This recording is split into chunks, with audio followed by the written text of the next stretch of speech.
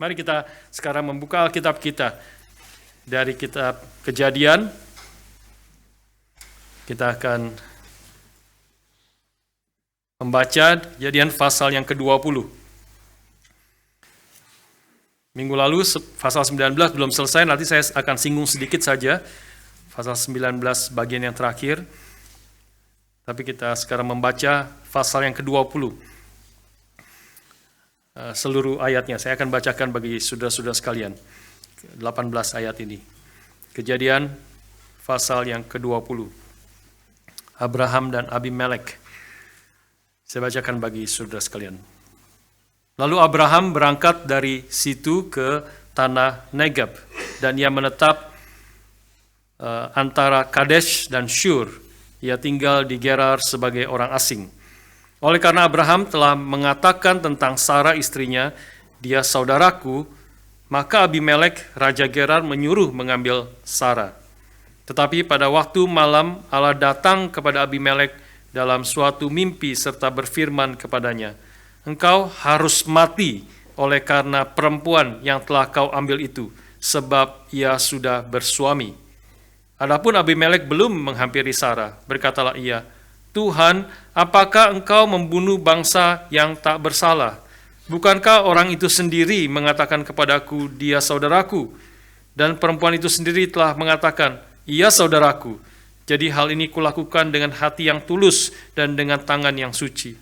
Lalu berfirmanlah Allah kepadanya dalam mimpi, aku tahu juga bahwa engkau telah melakukan hal itu dengan hati yang tulus, maka aku pun telah mencegah engkau untuk berbuat dosa terhadap aku. Sebab itu aku tidak membiarkan engkau menjamah dia. Jadi sekarang kembalikanlah istri orang itu, sebab dia seorang nabi. Ia akan berdoa untuk engkau, maka engkau tetap hidup. Tetapi jika engkau tidak mengembalikan dia, ketahuilah bahwa engkau pasti mati, engkau dan semua orang yang bersama-sama dengan engkau. Keesokan harinya pagi-pagi Abimelek memanggil semua hambanya dan memberitahukan seluruh peristiwa itu kepada mereka, lalu sangat takutlah orang-orang itu. Kemudian Abimelek memanggil Abraham dan berkata kepadanya, perbuatan apakah yang kau lakukan ini terhadap kami, dan kesalahan apakah yang kulakukan terhadap engkau, sehingga engkau mendatangkan dosa besar atas diriku dan kerajaanku. Engkau telah berbuat hal-hal yang tidak patut kepadaku. Lagi kata Abimelek kepada Abraham, apakah maksudmu maka engkau melakukan hal ini? Lalu Abraham berkata, aku berpikir takut akan Allah tidak ada di tempat ini. Tentulah aku akan dibunuh karena istriku. Lagi pula ia benar-benar saudaraku, anak ayahku, hanya bukan anak ibuku, tetapi kemudian ia menjadi istriku. Ketika Allah menyuruh aku mengembara keluar dari rumah ayahku, berkatalah aku kepada istriku, tunjukkanlah kasihmu kepadaku, yakni katakanlah tentang aku di tiap-tiap tempat di mana kita tiba, ia saudaraku. Kemudian Abimelek mengambil kambing, domba, dan lembu sapi, hamba laki-laki, perempuan, lalu memberikan semuanya itu kepada Abraham. Sarah istri Abraham juga dikembalikannya kepadanya. Dan Abimelek berkata, negeriku ini terbuka untuk engkau, menetaplah di mana engkau suka. Lalu katanya kepada Sarah, engkau telah kuberikan kepada saudaramu 1000 shikal perak, yakni bukti kesucianmu bagi semua orang yang bersama-sama dengan engkau. Maka dalam segala hal engkau dibenarkan. Lalu Abraham berdoa kepada Allah, dan Allah menyembuhkan Abimelek dan istrinya dan budak-budaknya perempuan, sehingga mereka melahirkan anak. Sebab tadinya Tuhan telah menutup kandungan setiap perempuan di istana Abimelek karena Sarah istri Abraham itu. Mari kita berdoa sekali lagi, mohon pimpinan Tuhan. Bapa di surga, kami bersyukur Engkau mengumpulkan kami umat-Mu, kami boleh datang kepada di hadapan hadirat-Mu untuk memuji Engkau, menyembah-Mu, dan kami sekarang ini siap untuk mendengar akan firman-Mu. Kami bersyukur Engkau telah memberikan firman-Mu kepada para rasul dan para nabi. Dan kami sekarang berdoa biarlah roh yang sama yang telah mewahyukan firman itu kepada para rasul dan para nabi juga roh kebenaran memimpin kami masuk ke dalam kebenaran firman-Mu. Mengenal Engkau, mengenal akan kesucian-Mu, kasih-Mu, kebaikan-Mu, kemuliaan-Mu, sehingga kami juga boleh semakin diubahkan dari hari ke sehari, dari satu kemuliaan kepada kemuliaan yang lebih besar. Kami menjadi semakin serupa dengan gambar anak-Mu yang tunggal, Yesus Kristus. Roh-Mu yang kudus kiranya memimpin setiap kami, baik hamba-Mu yang berbicara maupun setiap kami yang mendengar. Di dalam nama Tuhan kami Yesus Kristus, penebus dan juru selamat kami yang hidup, kami berdoa, kami bersyukur. Amin.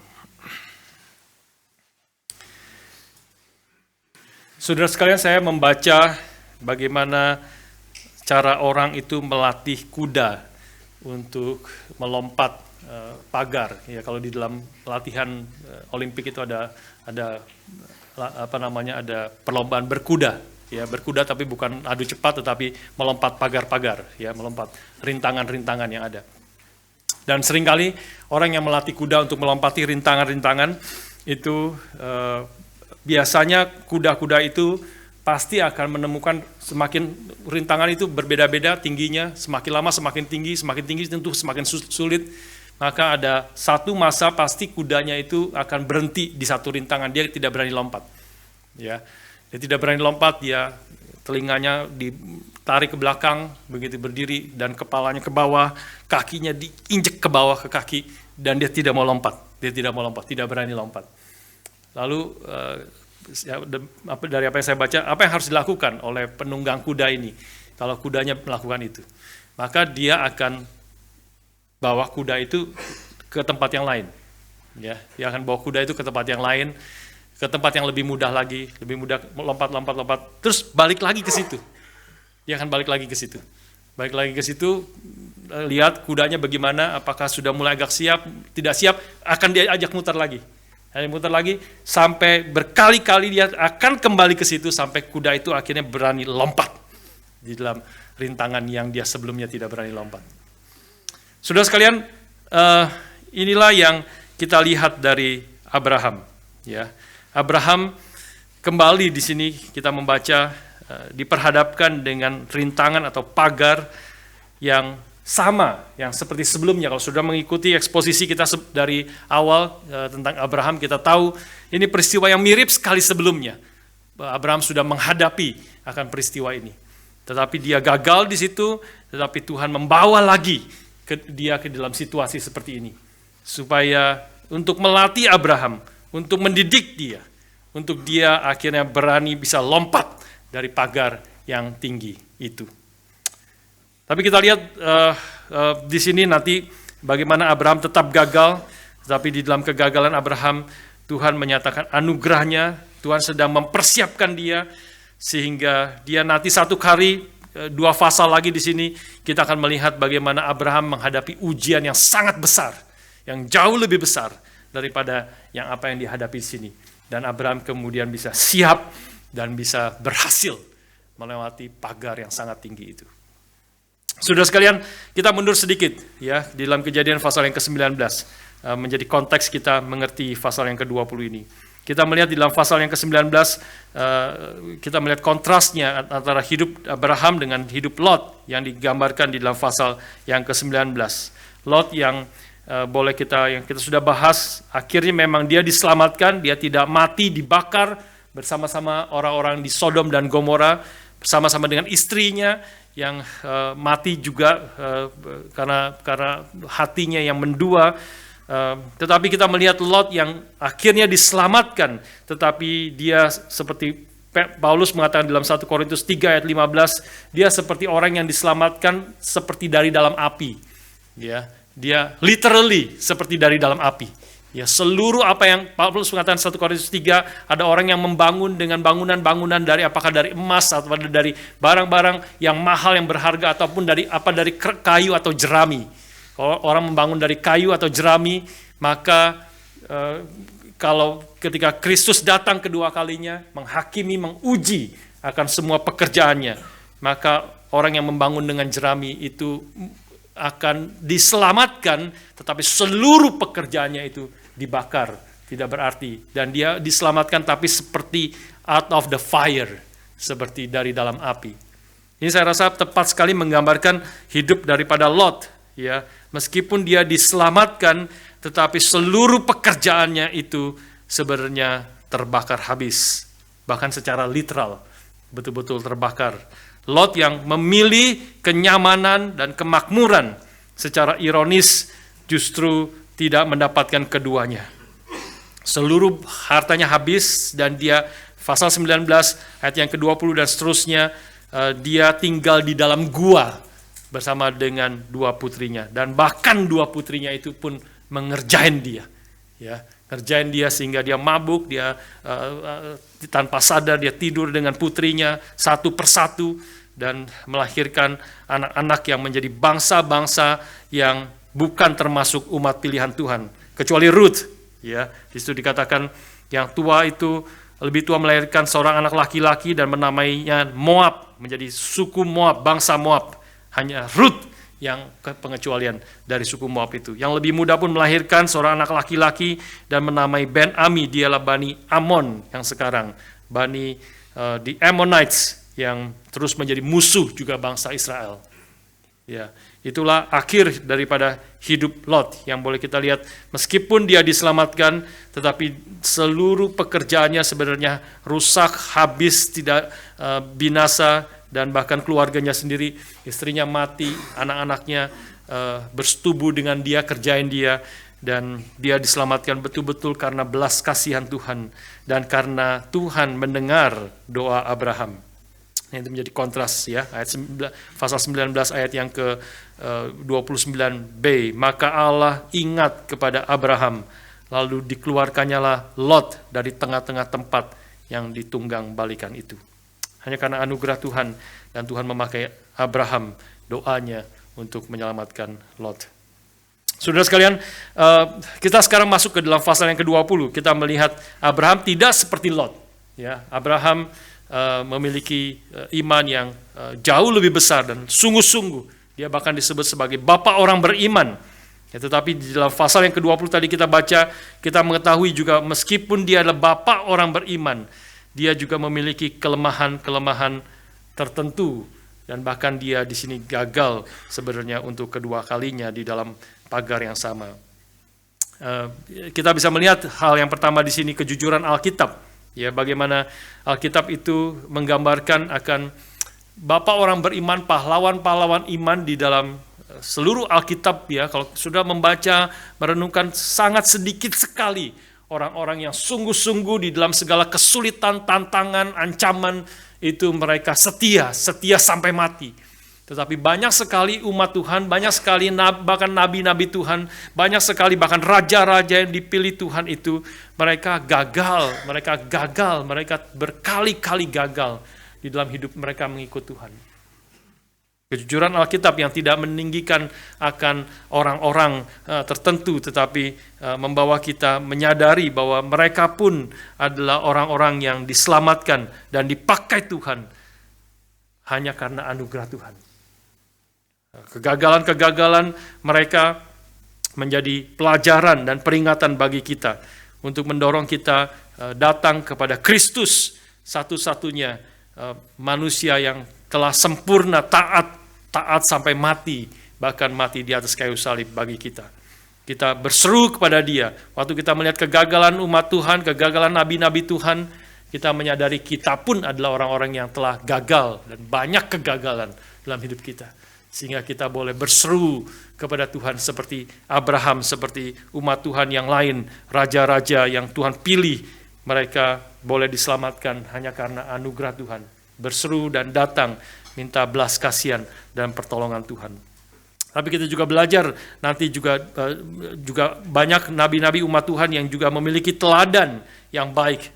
Banyak ketaatan mereka, perjuangan mereka, pengorbanan mereka, dan ketaatan mereka. Bahkan nanti kita akan melihat di dalam pasal yang ke-22, Abraham rela menyerahkan anaknya yang tunggal satu-satunya yang dia kasihi itu untuk dipersembahkan kepada Tuhan. Dan kita belajar bahwa teladan-teladan umat Tuhan, nabi-nabi Tuhan, juga adalah sebenarnya menjadi bayang-bayang daripada ketaatan sempurna daripada Yesus Kristus. Seluruh Alkitab membawa kita kembali mengenal akan siapakah Kristus, akan kemuliaannya, akan keagungannya, akan kasihnya, akan pengampunannya, akan ketaatannya di dalam penderitaannya.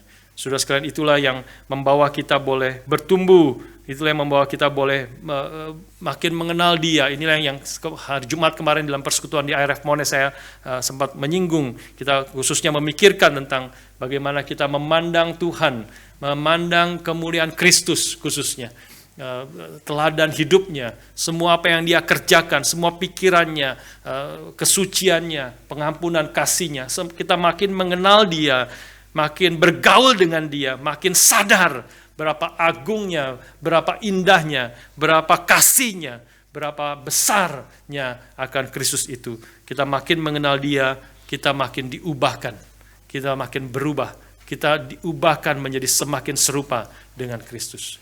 Bukankah itu pengalaman hidup kita, ya? Kita makin mengenal seseorang, kita makin bergaul dengan dia, makin memandang dengan intens kepada orang itu, maka kita sendiri akan diubahkan menjadi semakin serupa dengan orang itu.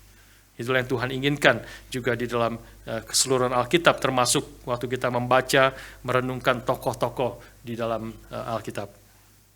Mari kita balik kepada Abraham itu sendiri.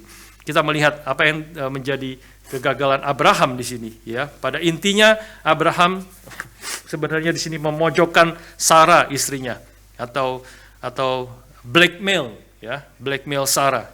Sudah membaca tadi ayat yang ke 13, ya. Dia berkata kepada istrinya, ya, tunjukkanlah kasihmu kepadaku. This is how you can show your love to me. Katakanlah tentang aku di tempat-tempat di mana kita tiba, he is my brother, ya saudaraku, ya. Ini blackmail, saudara, ya. Ini memojokkan Sarah. Basically dia mengatakan, if you really love me, ya, if you really love me, maka katakan kepada orang-orang, I'm your brother, ya, karena ketakutan dia diancam, dibunuh dan sebagainya. Kita bisa melihat di sini bahwa pencobaan itu sering datang dari orang yang dekat dengan kita.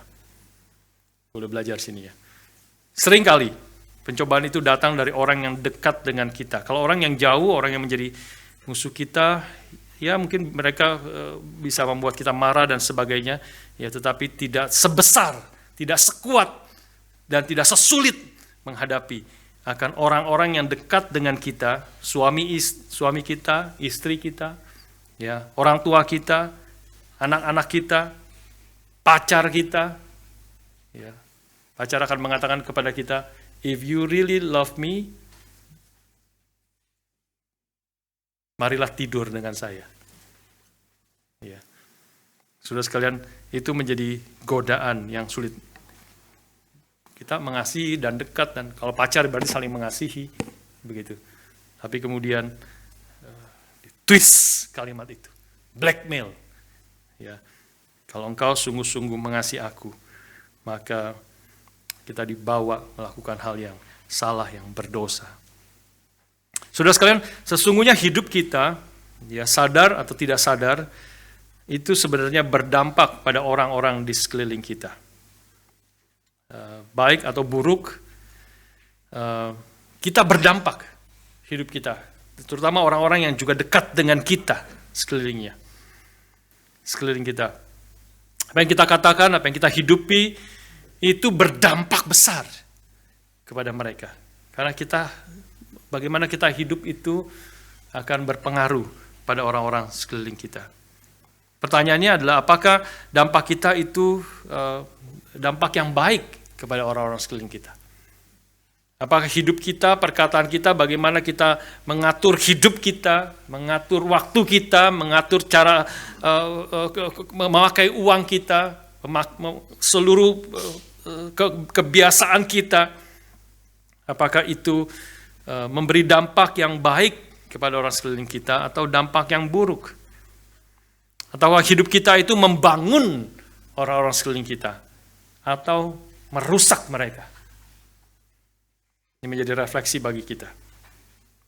Apakah kita mendorong mereka maju dalam iman, dalam ketaatan kepada Tuhan, atau kita menarik mereka mundur dari iman dan ketaatan kepada Tuhan?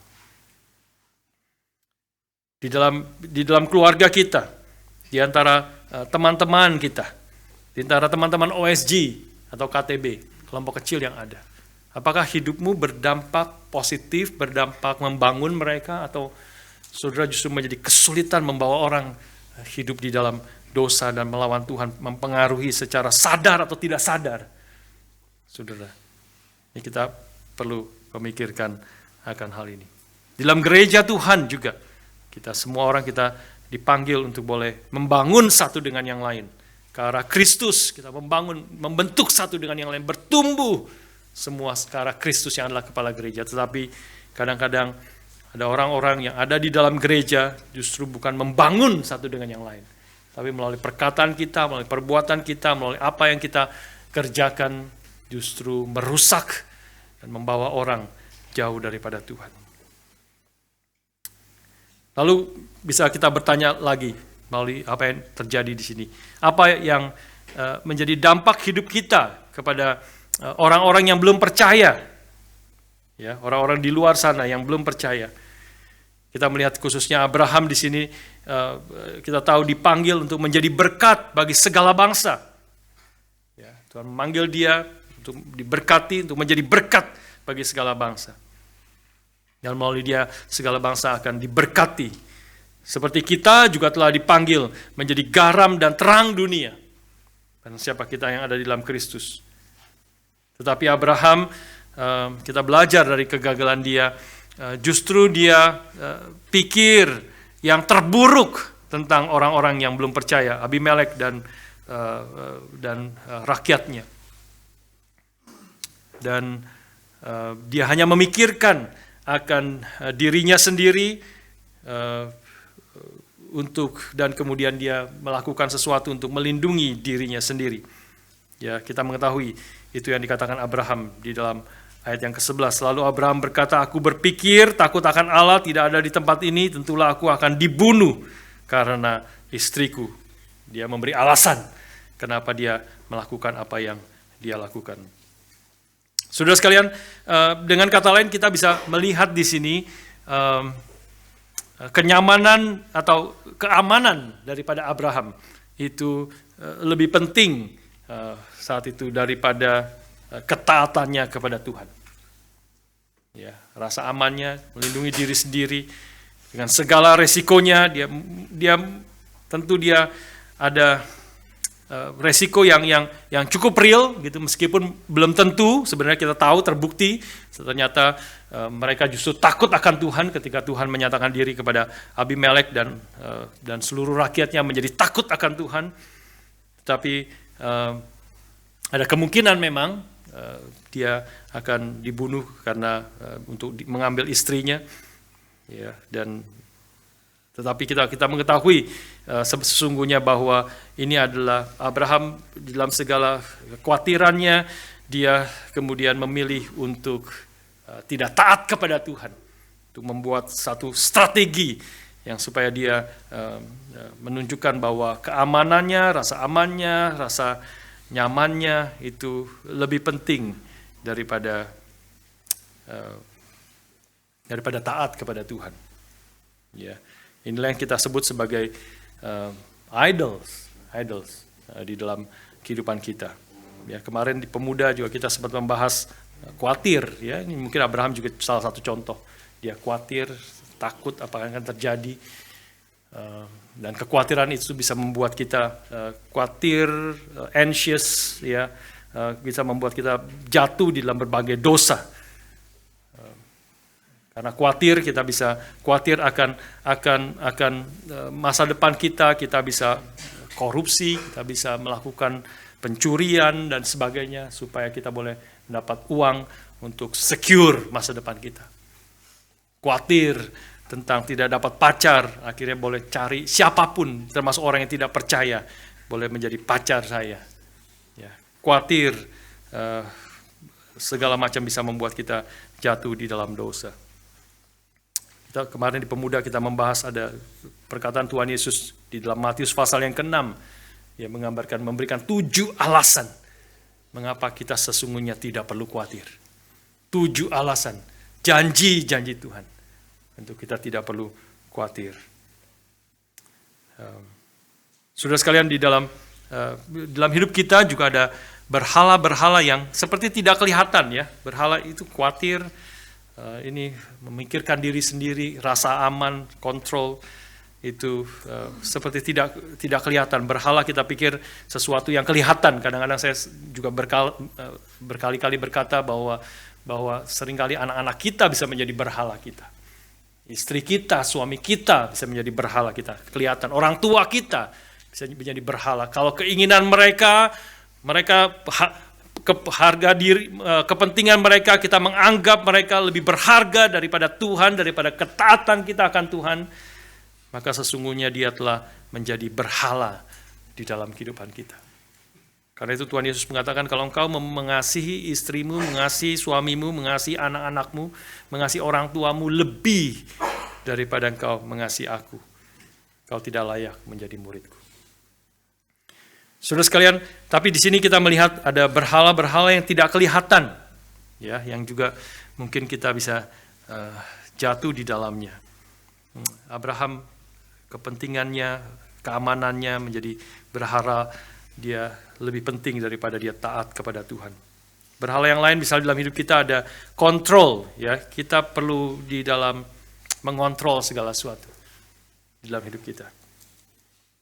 Kita bisa katakan, saya percaya kepadamu ya Tuhan, tetapi saya perlu pastikan bahwa segala sesuatu itu berjalan sesuai dengan yang aku rencanakan. I have to make sure segala sesuatu itu sesuai dengan rencanaku, dengan aku pikir semuanya, pikir segala aspeknya. Supaya segala sesuatu berjalan sesuai dengan rencana dan apa yang aku kehendaki. Tidak berarti kita tidak perlu rencana, Alkitab tidak against, bahkan mendorong kita untuk merencanakan. Ya, dan kita setuju, seorang mengatakan fail to plan is plan to fail. Ya, tidak merencanakan berarti merencanakan untuk gagal. Ya, kalau kamu gagal merencanakan berarti kamu merencanakan untuk gagal. Kita perlu merencanakan, tetapi kita mau menegaskan kepada kita, biarlah engkau meletakkan rencanamu di bawah Tuhan, di bawah kedaulatan Tuhan. Kalau rencanamu itu bertentangan dengan firman Tuhan, Tuhan bukakan rencanamu tidak tepat, bertentangan dengan ketaatanmu kepada Tuhan, kamu harus membuang rencanamu. Kalau engkau inginkan itu, kalau sudah berusaha berjuang supaya itu terjadi, ternyata itu tidak terjadi sesuai dengan kehendakmu. Kalau rencanamu, kontrol itu menjadi idols, menjadi berhala dalam hidup kita, maka kita akan hancur, kita akan rusak, kita akan kecewa berat. Kalau kita sudah rencanakan dan berjuang supaya pasti terjadi seperti itu. Saya teringat perkataan Pendeta Stephen Tong kepada orang-orang, beliau sharing satu kali kepada orang-orang kaya di Indonesia, di Jakarta. Dan beliau katakan dengan perkataan penabian, saya rasa itu setuju dengan firman Tuhan. Dia katakan pada orang-orang kaya itu, saya berani katakan kepada kalian yang sekarang berhasil, banyak kalian yang berhasil, tetapi keberhasilanmu seringkali bukanlah yang engkau rencanakan. Apa yang kau berhasil itu seringkali bukan yang kau rencanakan, tetapi yang kau sudah rencanakan, kau berjuang setengah mati, mengatur segala sesuatu, banyak yang gagal. Banyak yang gagal. Tapi kalau kontrol itu menjadi berhala kita, maka kita akan hancur, kita akan kacau, kita akan marah. Kalau apa yang kita rencanakan kontrol itu tidak terjadi sesuai dengan kehendak kita. Kalau orang ganggu kita untuk apa yang aku sedang kerjakan, kita akan marah, kita tidak peduli kepada orang lain. Bisa juga kenyamanan menjadi berhala dalam hidup kita. Kita seolah-olah katakan kepada Tuhan, Tuhan saya akan pergi kemanapun kau memimpin, asal jangan suruh saya tinggalkan rumahku dan hidupku yang nyaman. Yaitu tipuan, ya.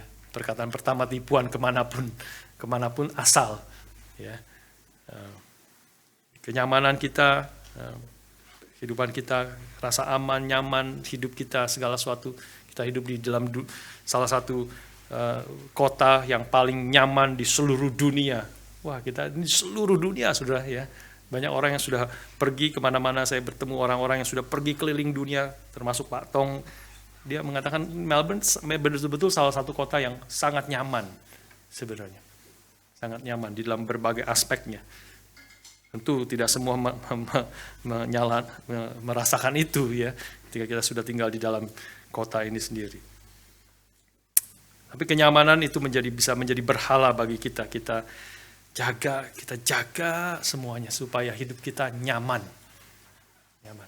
Dan tidak berani melangkah taat kepada Tuhan.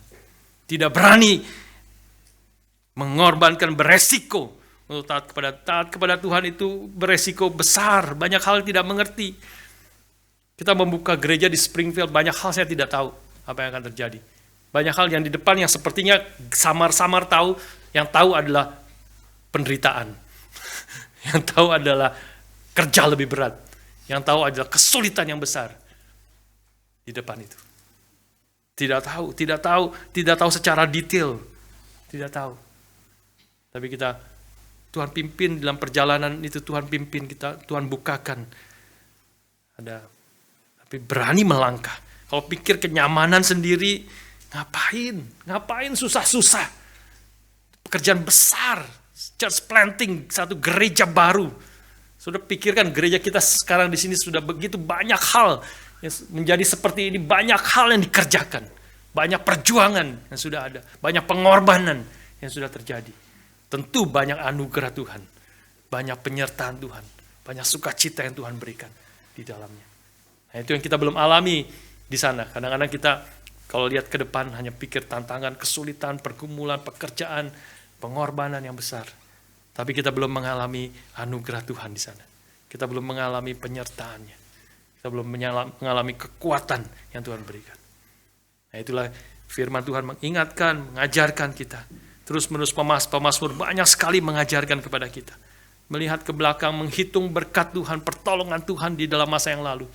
Saya tanya kepada saudara hari ini, pasti banyak anugerah Tuhan di dalam masa yang lalu.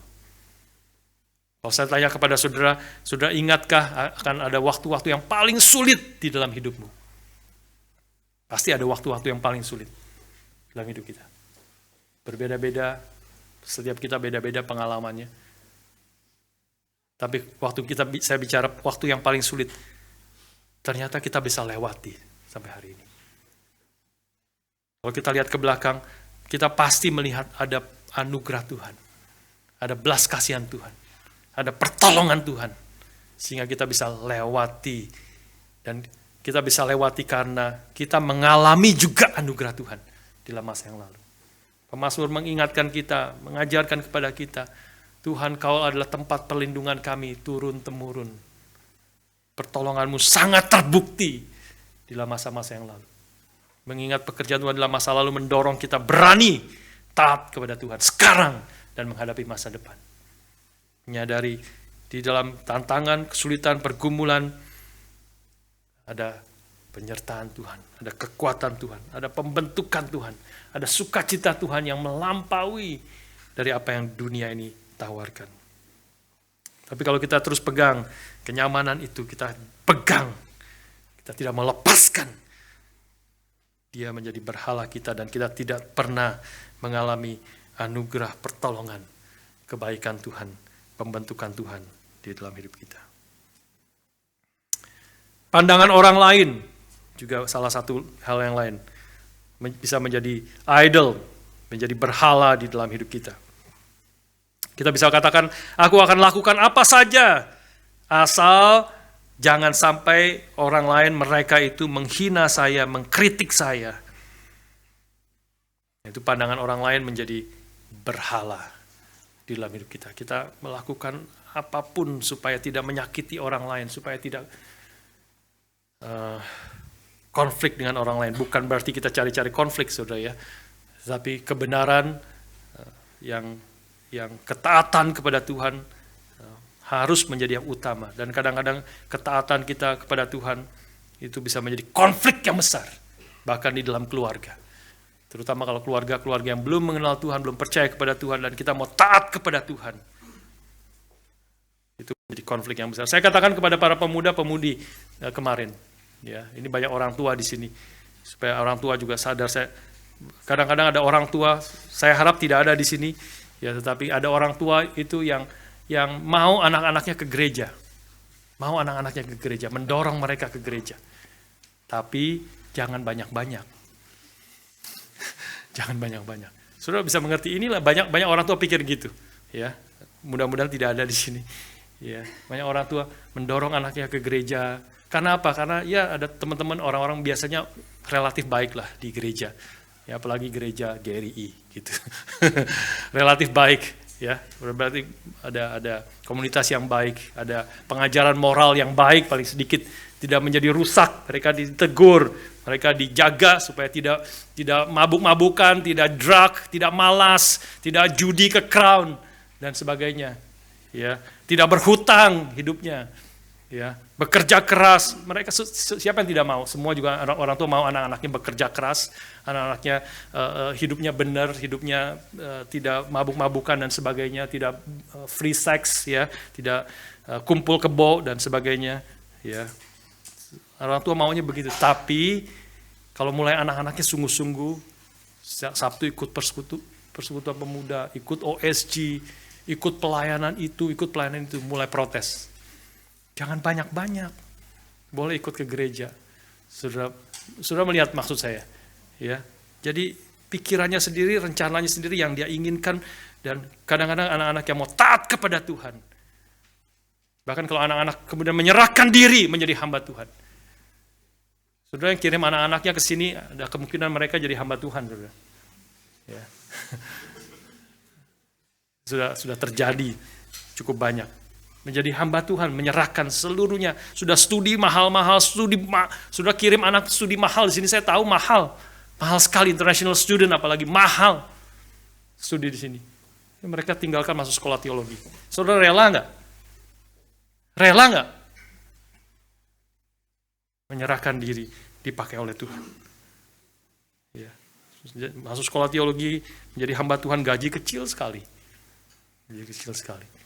Awal-awal khususnya. Saudara relakah? Ya. Kita boleh pandangan orang lain, ya. Kalau itu menjadi yang utama, itu menjadi berbahaya sekali. Saudara sekalian, apapun yang lebih penting, ya, boleh simpulkan di sini poin yang pertama atau kedua, ya. Apapun yang lebih penting dari ketaatan kita kepada Tuhan, itu adalah berhala yang harus disingkirkan dalam kehidupan kita. Apapun itu. Apapun yang lebih berharga, lebih penting, lebih membawa kita bersukacita dalam hidup kita, lebih daripada ketaatan akan Tuhan, lebih daripada Tuhan itu sendiri, maka itu adalah berhala yang harus disingkirkan dalam hidup kita. Dan inilah yang Tuhan sedang kerjakan kepada Abraham. Tuhan membongkar dosa daripada Abraham. Tapi kita juga melihat ada anugerah Tuhan kepada Abraham di sini. Abraham berpikir yang terburuk tentang orang-orang di Abimelek dan daerah situ, ya, orang-orang yang di kota di mana Abraham singgah di situ. Dia berpikir, takut akan Allah tidak ada di tempat itu, tentulah aku akan dibunuh karena istriku. Tuhan bongkar, salah. Ya, setelah Tuhan menyatakan diri kepada Abimelek, ayat yang ke-8, Abimelek memanggil semua hamba-hambanya dan memberitahukan seluruh peristiwa perkataan Tuhan kepada dia. Kalau dia tidak mengembalikan istri daripada Abraham, maka pastilah dia dan seluruh orang-orangnya itu akan mati. Maka setelah Abimelek memberitahukan kepada hamba-hambanya dan semua hambanya itu, mereka sangat ketakutan. Berarti ada takut akan Tuhan di antara orang-orang di kota itu. Lalu ayat yang ke-9, bahkan Abimelek menegur akan Abraham. Tuhan memakai orang yang tidak percaya, ya, orang itu menegur akan Abraham. Ayat yang ke-9. Dia mengatakan, kemudian Abimelek memanggil Abraham dan berkata kepadanya, perbuatan apakah yang kau lakukan ini terhadap kami? Dan kesalahan apakah yang kulakukan terhadap engkau, sehingga engkau mendatangkan dosa besar atas diriku dan kerajaanku? Engkau telah berbuat hal-hal yang tidak patut kepadaku. Wah, saudara bisa bayangkan betapa memalukan, malu sekali Abraham. Dia ditegur oleh orang yang bukan umat Tuhan. Ya. Dan kadang-kadang juga Tuhan bisa pakai orang-orang yang tidak percaya, orang-orang yang belum Kristen untuk menegur kita, untuk memurnikan iman kita. Tapi itu suatu yang sesungguhnya sangat memalukan kalau kita sampai ditegur oleh orang yang tidak percaya. Ada seorang ateis yang mengatakan, saya tidak mau percaya kepada Kristus, tidak mau percaya kepada Tuhan, Injil yang diberitakan dalam Alkitab, karena saya tahu kalau saya percaya kepada Kristus yang diberitakan di dalam Alkitab, hidup saya harus berubah. Saya tidak bisa hidup seperti apa yang saya inginkan saya hidup. Saya tahu, itulah waktu saya membaca Alkitab, saya tahu itulah yang jadi tuntutan daripada Tuhan. Itu teguran bagi kita orang percaya, orang Kristen yang mengaku percaya orang Kristen tapi tetap hidup seperti dunia ini. Hidup seperti keinginan kita sendiri. Bukan menjadikan Kristus Tuhan yang berkuasa, yang berhak mengatur hidup kita. Yang menginginkan apa yang Dia inginkan dalam hidup kita karena kita adalah miliknya. Dan kita telah ditebus oleh Tuhan. Saudara sekalian, Tuhan bisa memakai orang bukan Kristen. Tuhan memakai Abimelek untuk menegur. Tapi Tuhan juga pakai itu untuk memurnikan iman daripada Abraham.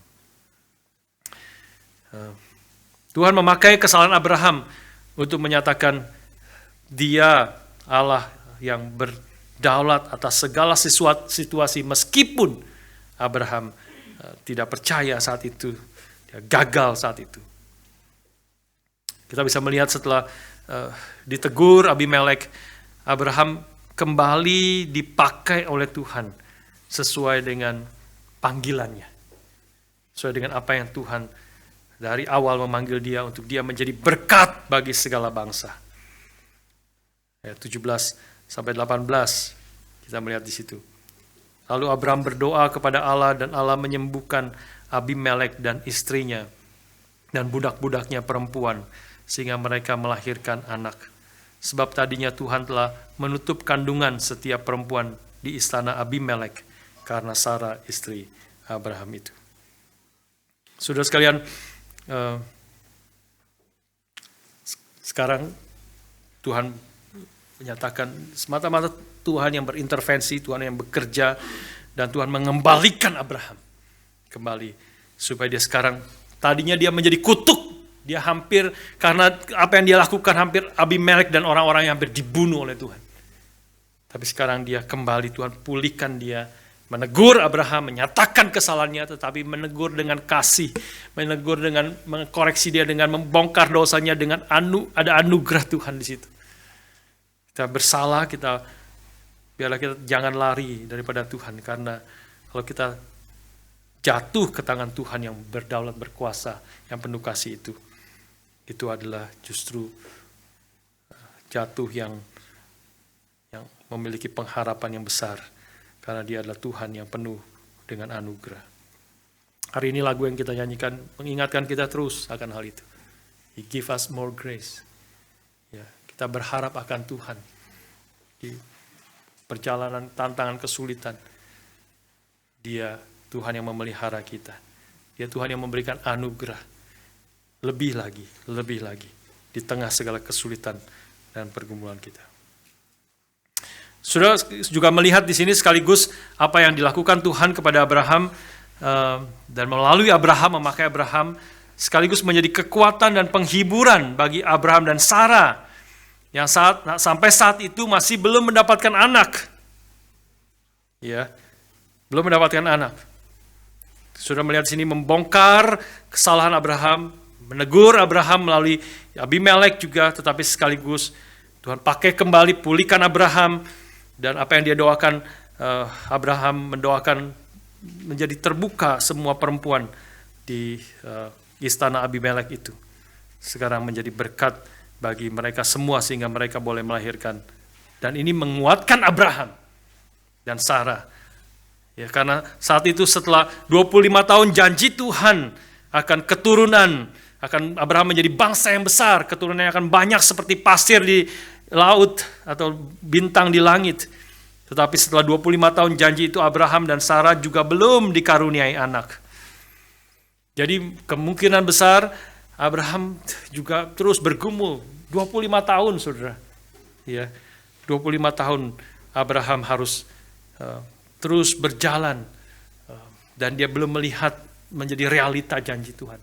Ada pertolongan Tuhan along the way, tetapi janjinya yang satu itu dari awal belum juga terjadi, bahwa dia akan menjadi bangsa yang besar. Ayat 19 memberi indikasi kepada kita bahwa Abraham masih di dalam segala pergumulan itu, ya, kegoncangan hatinya bergumul sebenarnya. Ayat yang bukan ayat 19, ayat yang ke-13. Ayat yang ke-13. Ya, ayat yang ke-13. Di situ mengatakan, Abraham di situ mengatakan, ketika Allah menyuruh aku mengembara keluar dari rumah ayahku. Kelihatan sangat singkat ya kalimatnya, tetapi kalau kita membaca di dalam terjemahan lain, bahasa aslinya, kita mendapat kesan, dan seorang teolog mengatakan, ini kita mendapat kesan ketika Abraham mengatakan, when God had me wander from my father's household. Menyuruh aku atau membuat aku mengembara keluar dari rumah ayahku. Jadi seolah-olah itu Abraham mengatakan, saya tidak tahu, tidak jelas ya kemana Tuhan akan memimpin. Dia tidak mengatakan akan tanah perjanjian yang Tuhan janjikan. Dia hanya mengatakan Allah menyuruh aku, membuat aku, seperti memaksa aku mengembara keluar dari rumah ayahku. Jadi ada keraguan di situ. Seorang teolog menafsirkan panggilan Abraham itu, panggilan Allah kepada dia itu dikatakan Abraham seperti orang yang menggembara tanpa arah. Ya. Abraham bukannya menceritakan kesetiaan dan kebaikan Tuhan yang sudah dia alami sampai saat itu, tetapi dia berbicara seolah-olah seperti seorang yang tidak mengenal Tuhan, tidak percaya akan janji dan kebaikan Tuhan. Dia bicara seolah-olah masa depannya tidak jelas, seolah-olah tergantung kepada nasib. Aku sedang mengembara, entah kemana mengembara ini. Dan janji Tuhan pun belum terlaksana di dalam hidupku. Nah, ini kita boleh melihat sebenarnya seorang penafsir mengatakan Abraham di sini dia bisa jatuh, meragukan, berbohong di sini kembali karena dia mulai meragukan akan kebaikan Tuhan di dalam hidup dia. Dia mulai mempertanyakan apakah rencana Tuhan, kehendak Tuhan itu adalah yang terbaik bagi dia. Dia seperti tidak tahu, tidak mengerti, dia mengembara entah kemana. Dan ini adalah, kita pernah belajar di sini, saya sudah pernah mendengar, sudah poin yang penting di sini sekali lagi kita diingatkan, ini adalah memang cara setan yang utama untuk mencobai kita di dalam segala pergumulan yang kita hadapi. Cara yang utama adalah ujung-ujungnya pergumulan kita adalah setan mau kita tidak percaya bahwa rencana Tuhan, kehendak Tuhan itu adalah yang terbaik bagi kita. Bahwa rencana dia bukanlah yang terbaik bagi kita. Itulah sebabnya kita tidak mau taat kepada Tuhan. Kita tidak mau taat kepada Tuhan, tidak memegang perintahnya, hidup di dalam kehendaknya karena kita pikir kehendak Tuhan itu bukan yang terbaik bagi saya. Setan ini, cara setan berulang-ulang dia lakukan. Dan ini memang hati kita yang sedang diuji. Dia menguji itu, mencobai Hawa. Menyatakan Tuhan tidak menginginkan yang terbaik bagi kamu. Makan buah pengetahuan baik dan jahat itu kamu tidak akan mati. Tapi kamu akan menjadi seperti Allah. Tahu tentang yang baik dan yang jahat. Dia melihat, memikirkan, kelihatan baik, kelihatan menarik hati, memberi hikmat, beri pengetahuan, maka dia ambil. Dia ambil itu, dia makan itu, karena terpengaruh, terjebak, dan hatinya mulai bergeser. Karena dia tidak percaya bahwa kehendak Tuhan, perkataan Tuhan yang mengatakan jangan makan buah pengetahuan baik dan jahat itu. Boleh makan apapun dalam taman itu dengan bebas, tetapi buah pengetahuan baik dan jahat itu jangan kau makan. Karena pada waktu kau makannya kamu akan mati. Dia merasa perkataan Tuhan, perintah Tuhan, larangan Tuhan itu membatasi dia. Itu bukan yang terbaik bagi dia. Tuhan menyimpan sesuatu yang paling berharga tidak diberikan kepada kita. Dia tidak ingin kita menjadi seperti Allah. Tahu tentang yang baik dan yang jahat. Setan berhasil menipu Hawa. Masukkan racun di dalam hatinya. Sehingga Hawa mulai tidak percaya akan kebaikan Tuhan. Setan tidak berhasil kepada Ayub. Tapi cara itu juga yang dipakai oleh setan. Tapi dia tidak berhasil. Dia menuduh Ayub di hadapan Tuhan. Ayub mengikut engkau, tentu saja dia mengikut engkau. Tentu saja dia setia kepadamu. Kau menjagai dia, kau memberkati dia, semua berhasil, semua makmur. Ambil semua yang berkatmu dari dia. Pasti dia akan mengutuki kamu. Maka ketika semuanya diambil, Ayub tetap setia. Dan dia berkata, Tuhan yang memberi, Tuhan yang mengambil. Terpujilah nama Tuhan. Setan datang lagi kepada Tuhan dan berkata, ya, kau mengambil semuanya, tetapi dia tetap akan taat kepadamu karena engkau menjagai dia, dirinya engkau jagai. Coba apa-apakan dia, pasti dia akan mengutuki kamu. Ketika dia menderita, semua sakit, sakit dari ujung kepala sampai ujung kaki, semua sakit. Dia menderita, dia tetap tidak menyangkali Tuhannya. Bahkan istrinya mengatakan, kamu semua sudah habis, kau sudah menderita, kau hampir mati, sekarat seperti ini. Apapun yang kau miliki sudah habis. Lebih baik kau kutukilah Tuhanmu dan matilah. Maka Ayub berkata kepada istrinya, engkau berkata seperti perempuan gila. Kau hanya menginginkan apa yang baik dari Allah dan bukan apa yang buruk. Dia tahu kalau itu semua terjadi, meskipun setan yang melakukan itu, memberikan pencobaan kepada dia, dia tahu itu semua terjadi karena Tuhan yang berdaulat, Tuhan yang memiliki rencana yang melampaui daripada tujuan daripada setan. Tuhan memiliki rencana yang baik. Dia tetap taat kepada Tuhan. Meskipun kita tahu kemudian ada goncang, pergumulan, tetapi pada intinya dia tetap berhasil. Dia tidak tergoda, dia tidak mempertanyakan kebaikan Tuhan. Dia tidak ragu, dia tidak meninggalkan Tuhan. Ketika segala kesulitan pergumulan yang dia hadapi, dia tetap sedalam hatinya percaya. Meskipun tidak mengerti, meskipun bergumul, dia tetap tidak pernah meragukan. Tuhan itu, rencananya itu adalah baik bagi dia. Akankah setan berhasil menjatuhkanmu? Pertanyaan bagi kita hari ini. Dalam segala apapun, kesulitan, tantangan yang kita hadapi. Apakah setan kemudian berhasil masukkan racunnya ke dalam hati kita?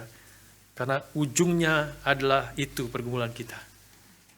Apakah kita percaya Tuhan memiliki rencana yang terbaik dalam hatinya bagi umatnya, bagi kita, bagi saya.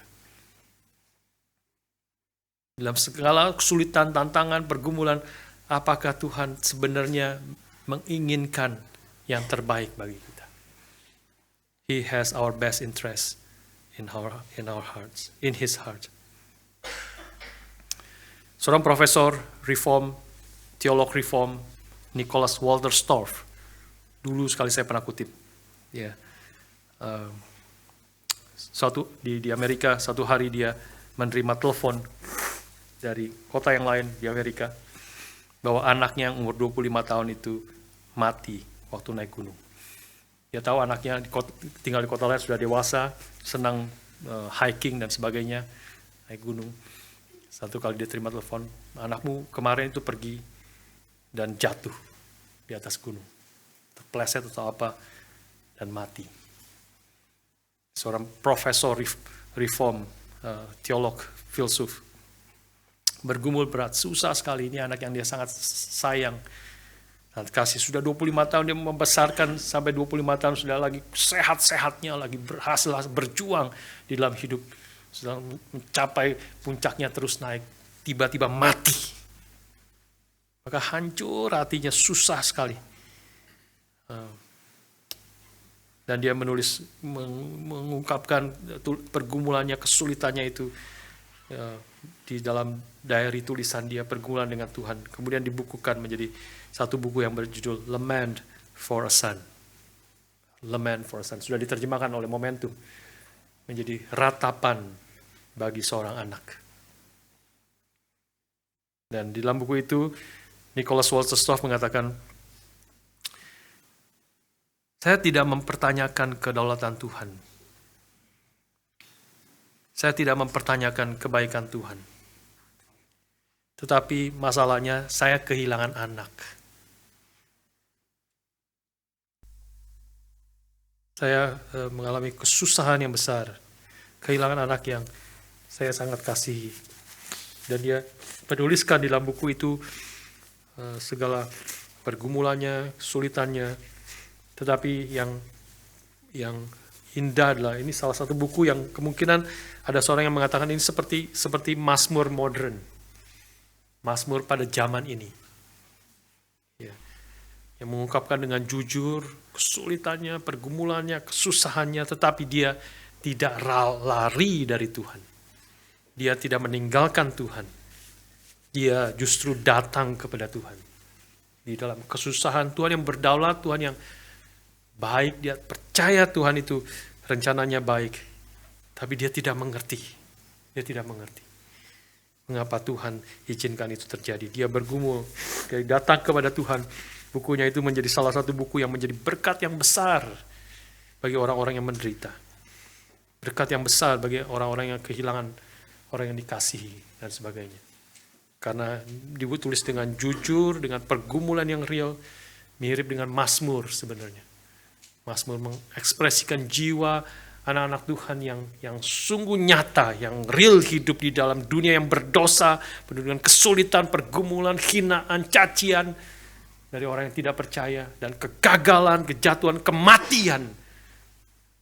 Kita mengalami hidup di tengah-tengah dunia yang berdosa ini. Tapi di dalam seluruhnya, pemazmur dan Nicholas Wolterstorff mengatakan, percaya betul di dalam seluruh pergumulan, mempertanyakan, bahkan berseru kepada Tuhan, yang sepertinya saya pernah katakan kepada saudara, Mazmur itu berseru, Tuhan bangun, Tuhan bangun, apakah engkau tetap tidur? Melihat kami yang bergumul, yang mengalami kesulitan, tapi tetap datang kepada Tuhan, itu kuncinya. Dalam kesulitan, pergumulan, dia tidak pernah meninggalkan Tuhan. Mazmur, orang percaya umat Tuhan tidak pernah lari daripada Tuhan, tapi justru lari mendekat kepada Tuhan. Saudara sekalian,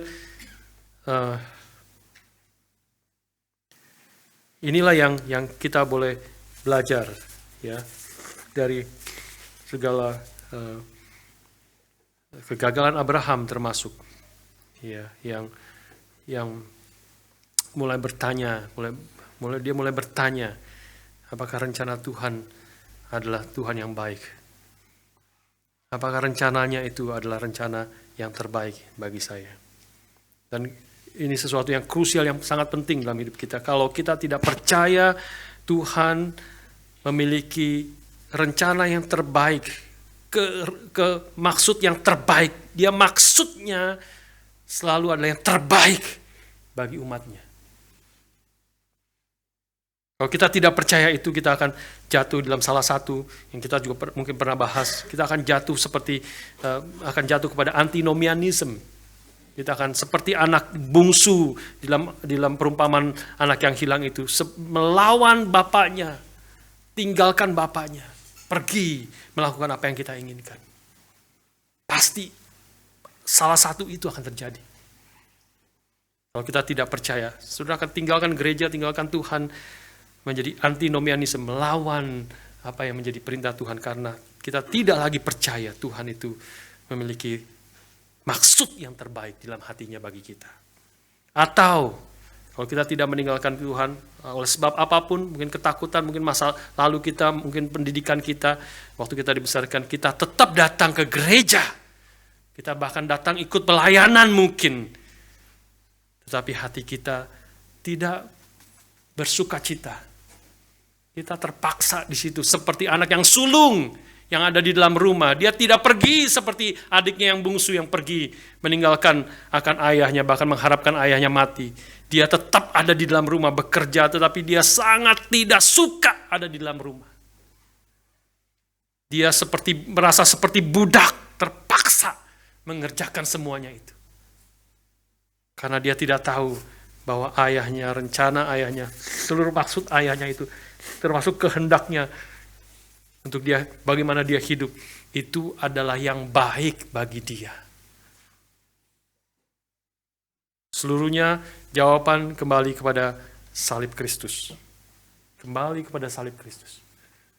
Mengerti bukan melawan Tuhan, dan juga bukan secara luar kita mentaati Tuhan, tetapi kita tidak suka. Tidak suka karena kita tidak percaya rencananya itu baik bagi kita. Dia hanya Tuhan yang diktator, yang otoriter, yang memaksa kita taat melakukan karena kita takut dihukum. Kita takut masuk neraka. Takut dikutuk oleh Tuhan. Tapi hati kita tidak pernah penuh kasih, tidak penuh sukacita, melayani, berjuang, berkorban, melakukan kehendak Tuhan, menyangkal diri, memikul salib, mengikut Kristus, terasa sangat-sangat berat. Sangat-sangat berat. Kecuali kita kembali melihat kepada salib Kristus dan menyadari bahwa Allah menyatakan kasih-Nya kepada kita melalui kematian anaknya yang tunggal ketika kita masih berdosa.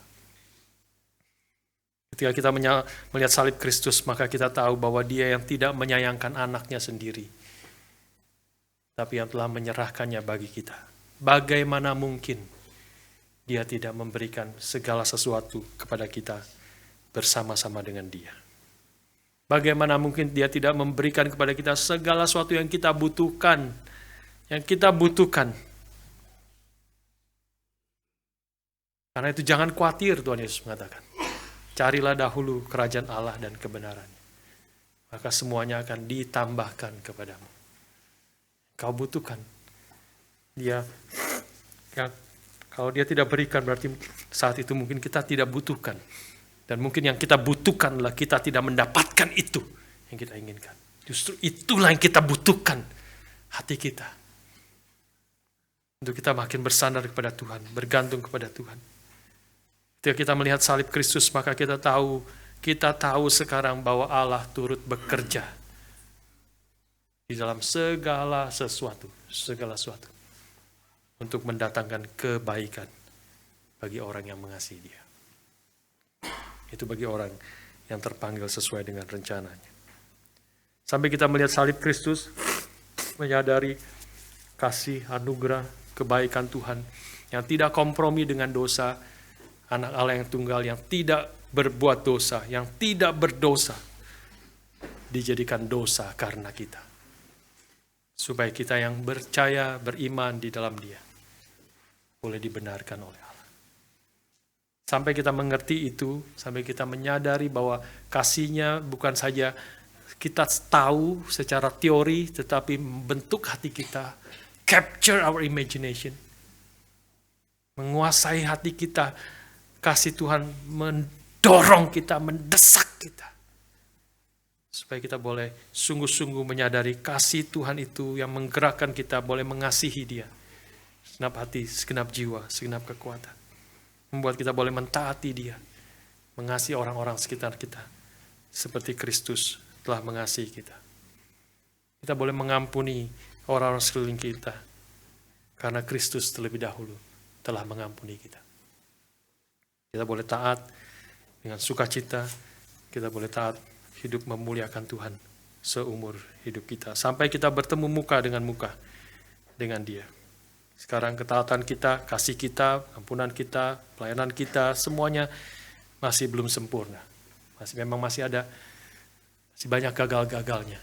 Itulah sebabnya kita terus perlu datang setiap hari kepada firman Tuhan. Kita datang setiap minggu bersama-sama umat Tuhan, memuji, diingatkan, memberita firman, ditegur, dibentuk lagi. Makin mengenal Dia, makin mengenal kemuliaannya, makin mengenal kasih-Nya, makin mengalami akan kebaikannya dalam hidup kita. Dan kita terus diubahkan. Berarti belum selesai, terus diubahkan. Ketika kita memandang Dia, makin mengenal Dia, kita terus diubahkan menjadi semakin serupa dengan Kristus. Sampai kita bertemu muka dengan Dia. Kalau bukan Kristus datang, kedua kali kita mati dan datang kepada Tuhan. Barulah kita memandang Dia muka dengan muka. Dan waktu kita memandang Dia dengan muka, kita diubahkan menjadi serupa dengan Dia. Kita mengenal Dia secara penuh. Baru saat itulah kita mengenal Dia secara penuh. Seperti kita telah dikenal oleh Tuhan secara penuh. Tapi sementara ini kita masih melihat, Paulus mengatakan kita masih melihat Dia, mengenal Dia seperti kita melihat di cermin. Masih blur, masih poor reflection, refleksi yang samar-samar kita melihat di cermin. Pada waktu itu cermin bukan cermin seperti sekarang yang jelas, sangat jelas cermin sekarang. Tapi cermin waktu itu adalah metal, kemungkinan tembaga yang dipoles, tembaga dipoles jadi cermin. Sudah lihat cermin tembaga jadi cermin, sudah bisa bayangkan. Kelihatan sih, tapi blur, ya, samar-samar, tidak jelas. Paulus katakan sekarang kita memang masih belum jelas. Tapi biarlah kita belum sepenuhnya jelas, tapi pekerjaan Tuhan sudah dimulai dalam hidup kita. Kalau kita ada dalam Kristus, Dia adalah ciptaan baru, yang lama sudah berlalu, sesungguhnya yang baru sudah datang. Kita tidak ada lagi penghukuman bagi mereka yang ada dalam Kristus. Tapi kita terus harus bertumbuh mengenal Dia. Hidup kita hidupi sekarang adalah hidup oleh iman di dalam Anak Allah yang telah mengasihi kita dan menyerahkan nyawanya bagi kita. Dan kita terus bertumbuh dengan iman, artinya kita percaya, merenungkan firman, makin mengenal Dia, dan kita diubahkan. Harap kita bertumbuh. Harap kita semua bertumbuh, tidak ada yang stuck di dalam iman kita. Setiap kita yang masih hidup, siapapun termasuk Pak Tong yang sudah sangat tua, beliau pun masih terus bertumbuh, masih ada tugas yang belum selesai yang Tuhan berikan kepada dia, dan dia masih harus mengenal Tuhan. Kita terus bertumbuh. Itu menjadi kuncinya. Kemarin di hari Jumat saya mengatakan kepada teman-teman yang datang, kebanyakan keluarga ini sudah 50-an. Saya katakan kalau kita sudah umur 55, Alkitab mengatakan umur manusia 70 tahun, kalau kuat 80 tahun. Berarti tinggal 15 tahun. Kalau umur 55, saya katakan dengan hampir sama-sama dengan saya, sudah 55, berarti 15 tahun cepat sekali. Udah 55 tahun kita lewat, kita hidup dalam dunia ini. Tinggal 15 tahun. Apakah kita telah mengerjakan apa yang Tuhan inginkan bagi kita? Apakah kita dalam proses sudah mau menyelesaikan apa yang Tuhan inginkan? Itulah progresif, salah satu bagian progressive sanctification. Apakah kita menjadi semakin serupa dengan Kristus? Sejauh mungkin sampai kalau Tuhan panggil berhenti, kita bisa berkata seperti Kristus, sudah selesai. It is accomplished. It is finished. Dan kita boleh bertemu muka dengan Tuhan dengan penuh sukacita, harapan. Biarlah kita memiliki terus hati yang percaya. Percaya Dia adalah Tuhan yang memiliki rencana yang terbaik bagi kita. Mau taat terus. Dan bertumbuh terus. Progressive sanctification. Sampai kehendak Tuhan itu terjadi secara sempurna di dalam hidup kita. Amin. Mari kita berdoa bersama.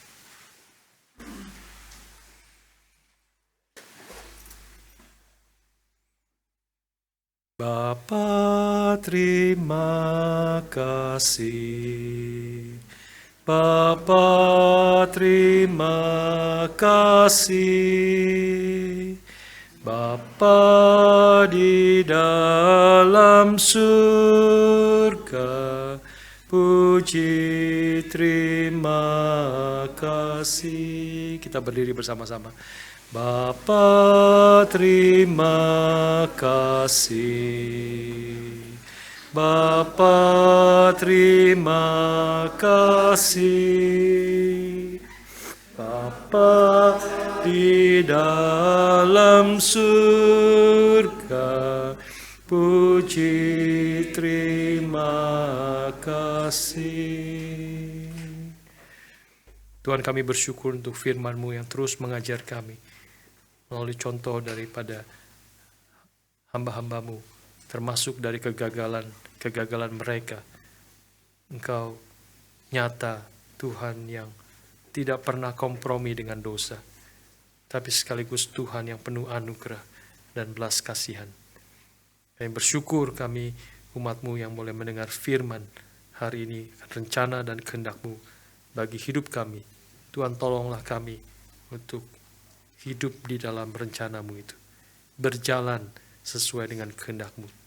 Dan Tuhan kiranya bekerja terus, memurnikan kami, membentuk kami, bertumbuh dari satu kemuliaan kepada kemuliaan yang lebih besar, sampai kami bertemu muka dengan Engkau. Di dalam nama anak-Mu yang tunggal, Tuhan kami Yesus Kristus, kami bersyukur dan berdoa. Amin.